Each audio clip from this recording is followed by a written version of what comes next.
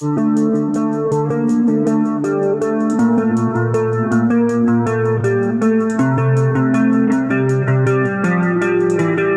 ilmuwan Islam penemu sains dan teknologi.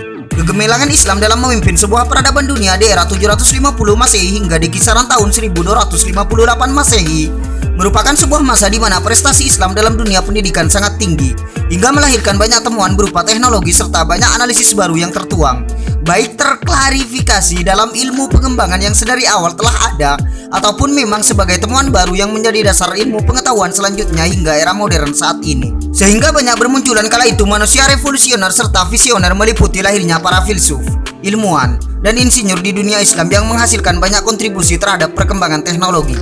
Mari kita simak inilah 7 ilmuwan Islam penemu sains dan teknologi.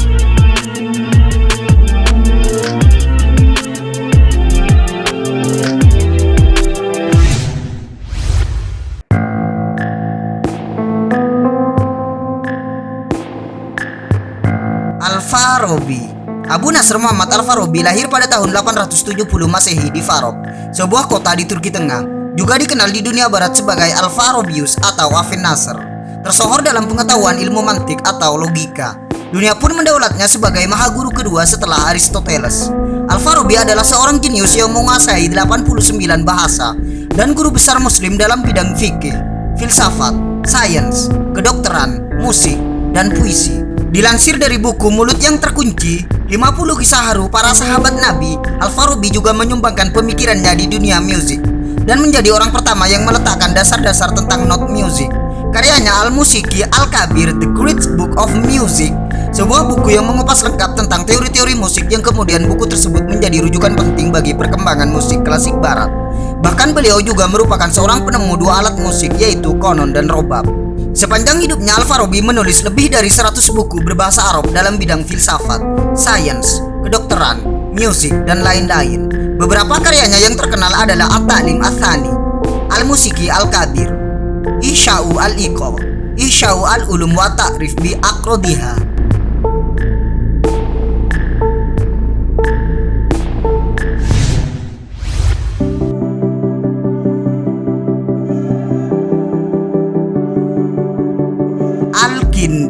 Al-Kindi yang bernama lengkap Abu Yusuf Taqub Ibnu Ishaq Al-Kindi dengan nama latin Al-Kindus lahir pada tahun 801 Masehi. Dikenal sebagai filsuf pertama yang lahir di kalangan Islam. Secara etnis, Al-Kindi lahir di Kufah dari keluarga berdarah Arab yang berasal dari suku Kindah, salah satu suku besar daerah Jazirah Arab Selatan dan dididik di Baghdad. Semasa hidupnya Al-Kindi selain bisa berbahasa Arab, ia mahir berbahasa Yunani. Banyak karya-karya para filsuf Yunani yang diterjemahkan dalam bahasa Arab, antara lain karya Aristoteles dan Plotinus.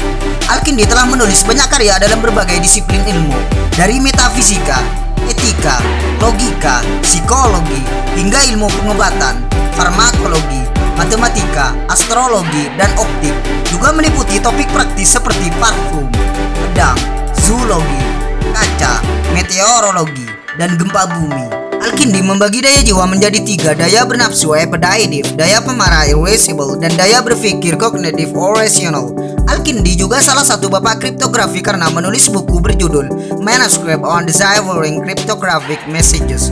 Buku itu melahirkan kriptoanalisis penggunaan inferensi statistik yang paling awal diketahui dan memperkenalkan beberapa metode baru untuk memecahkan sandi, terutama analisis frekuensi.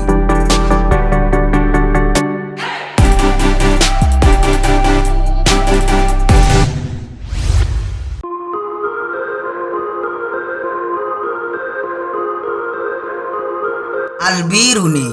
Abu Rayhan Al-Biruni lahir 4 September 973 Masehi. Ia dilahirkan di Khwarezm, Turkmenistan atau Khiva di kawasan Danau Aral di Asia Tengah, yang pada masa itu terletak dalam Kekaisaran Persia.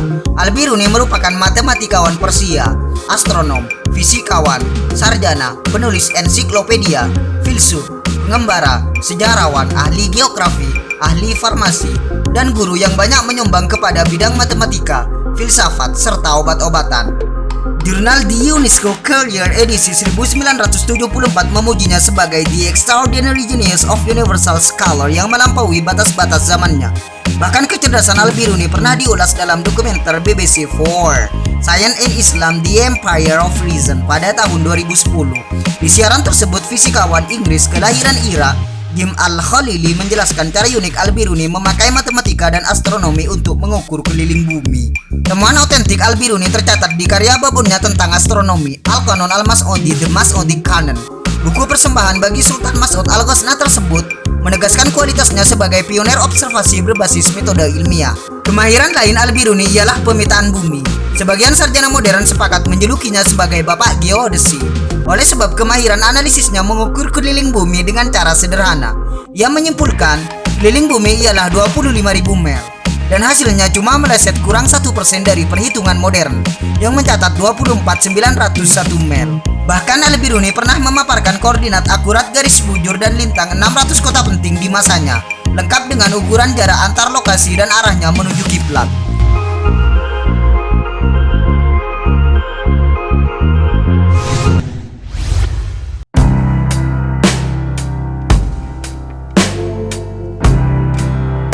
Banu Musa. Banu Musa merupakan ilmuwan tiga serangkai yang terdiri dari tiga bersaudara. Ja'far Muhammad bin Musa bin Syakir, seorang ilmuwan yang mempunyai keahlian di bidang astronomi, teknik, fisika, dan geometri. Ahmad bin Musa bin Syakir mempunyai spesialisasi keahlian di bidang teknik dan juga mekanik. Dan Al-Hasan bin Musa bin Syakir memiliki spesialisasi keahlian di bidang rekayasa dan geometri. Banu Musa juga menemukan sebuah alat yang dikenal sebagai alat musik mekanik paling awal. Alat musik ini disebut sebagai hydro-powered organ. Alat musik tersebut masih diproduksi hingga pertengahan abad ke-19. Abu Ja'far Muhammad Ibnu Musa Ibnu Syakir, sulung dari tiga bersaudara ini, juga dikenal sebagai perintis astrofisika dan mekanika langit. Pada salah satu bukunya, Abu Ja'far menjelaskan penemuannya tentang benda-benda langit yang menjadi subjek dalam hukum fisika bumi. Ia pun membahas tentang gerakan bintang dan hukum tarik-menarik di antara benda langit. Disampaikan Rosidi Rashad dalam History of a Great Number, Banu Musa menciptakan pemecahan geometri dasar untuk menghitung luas volume. Berdasarkan pengamatan Victor G. Katz dan Annette Imhausen pada The Mathematics of Egypt, Mesopotamia, Cina, India, dan Islam, kajian geometri mencapai tahap tertinggi melalui pemikiran dan karya Banu Musa. Inti gagasan mencakup sejumlah operasi penghitungan kubus, lingkaran, volume, kerucut, dan juga sudut. Banu Musa juga merupakan penulis buku Al-Hiyal, buku alat-alat pintar tentang 100 macam kerja mesin. Kitab Al-Hiyal atau kitab perangkat mekanik merupakan penjelasan rancangan pembuatan air mancur dalam beragam teknik dan trik. Mereka menerapkan beragam prinsip geometri dan fisika untuk membuat air mancur. Kitab tersebut juga memuat 7 model atau rancangan air mancur.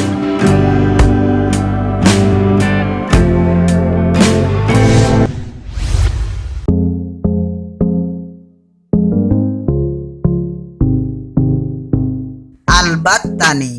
Al-Battani atau dikenal dengan nama latin Albattanius. Ia merupakan seorang astronom dan ahli matematika Arab yang lahir pada tahun 858 Masehi di Harran, negara bagian Battan atau saat ini Turki modern. Dia sering dianggap sebagai salah satu astronom Islam terbesar. Penemuannya di bidang astronomi dan trigonometri memainkan peran penting dalam kemajuan sains di abad pertengahan. Al-Battani terkenal karena ia ahli dalam bidang matematika. Dia diduga menciptakan penggunaan rasio trigonometri yang masih digunakan saat ini. Al-Battani menggunakan metode trigonometri daripada metode geometris yang diperkenalkan oleh Ptolemies. Al-Battani juga memperkenalkan konsep cotangents. Al-Battani membuat katalog 489 bintang dan menghitung panjang tahun matahari sebagai 365 hari, 5 jam, 48 menit, dan 24 detik. Dia juga telah membuktikan kemungkinan terjadinya gerhana matahari annular serta gerhana total dengan menunjukkan bahwa jarak terjauh bumi dari matahari bervariasi. Karya Al-Battani memiliki pengaruh besar pada ilmuwan seperti Tycho Brahe, Kepler, Galileo, dan Copernicus. Bukunya terkenal kitab Az-Zij, Book of Astronomical Tables, diterjemahkan ke dalam bahasa Latin dengan nama De Motu Stellarum on the Motion of the Stars oleh Plato dari Tivoli pada tahun 1116. Karyanya diterbitkan ulang pada tahun 1537 dan 1645. Copernicus dalam bukunya De Revolutionibus Orbium Caelesteum mengungkapkan jasa Al-Battani yang luar biasa karena Al-Battani mampu menghasilkan pengukuran gerak matahari yang lebih akurat daripada Copernicus sendiri. Bahkan metode trigonometri yang diperkenalkan Al-Battani berfungsi sebagai dasar bagaimana sistem GPS berfungsi saat ini. Kontribusi Al-Battani terhadap ilmu pengetahuan dan teknologi modern sangat besar, hingga NASA menamai sebuah kawah di bulan dengan nama kawah Albattanius. untuk menghargai jasa Al-Battani.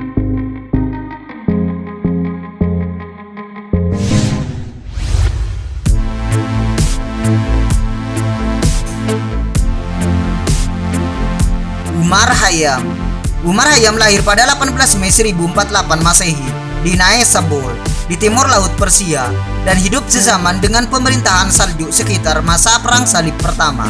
Ia merupakan seorang polimatik, matematikawan, astronom, filsuf, dan penyair Persia. Sebagai seorang matematikawan, dia paling terkenal karena karyanya pada klasifikasi dan solusi persamaan kubik, di mana dia memberikan solusi geometris dengan perpotongan kerucut. Khayyam juga berkontribusi pada pemahaman aksioma paralel.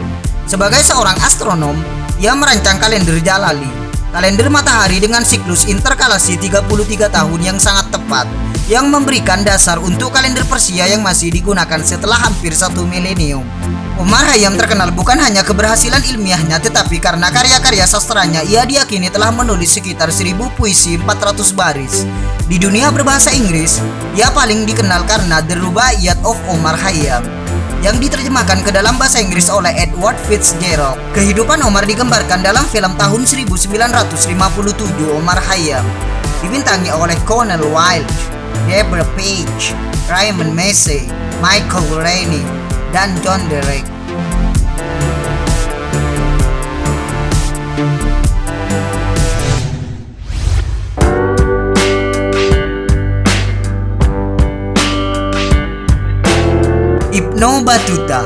Ibnu Battuta yang bernama lengkap Abu Abdullah Muhammad bin Abdullah Alawati At-Tanji bin Battuta lahir 24 Februari 1304 Masehi di Tangier, Maroko.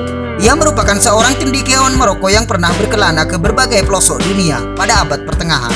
Dalam jangka waktu 30 tahun, Ibnu Battuta menjelajahi sebagian besar dunia Islam dan banyak negeri non-muslim termasuk Afrika Utara, Tanduk Afrika, Afrika Barat, Timur Tengah, Asia Tengah, Asia Tenggara, Asia Selatan, dan Tiongkok.